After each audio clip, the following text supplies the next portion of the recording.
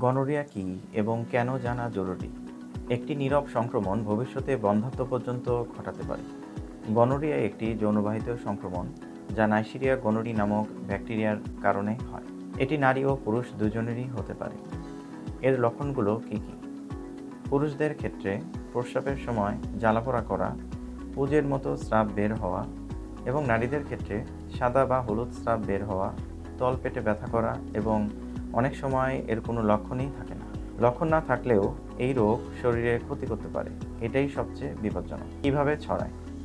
অসুরক্ষিত যৌন সম্পর্ক যেমন unwanted sexual behaviour, unprotected sexual ইন্টারকোর্সের মাধ্যমে ছড়ায়। এছাড়া আক্রান্ত মায়ের কাছ থেকে নবজাতকের শরীরেও যেতে পারে। চিকিৎসা না নিলে কি হতে পারে?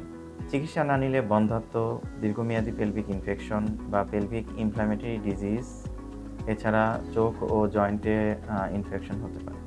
তবে ভালো খবর হচ্ছে গনোরিয়া চিকিৎসাযোগ্য, কিন্তু ভুল ও অসম্পূর্ণ অ্যান্টিবায়োটিক নিলে ডাক রেজিস্ট্যান্স হতে পারে। গনোরিয়া প্রতিরোধ হয় কিভাবে?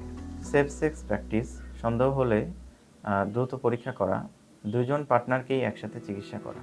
মনে রাখবেন, লজ্জা নয়, সচেতনতা জীবন বাঁচায়। ভিডিওটি শেয়ার করুন, জানুন এবং অন্যকেও জানান। ধন্যবাদ।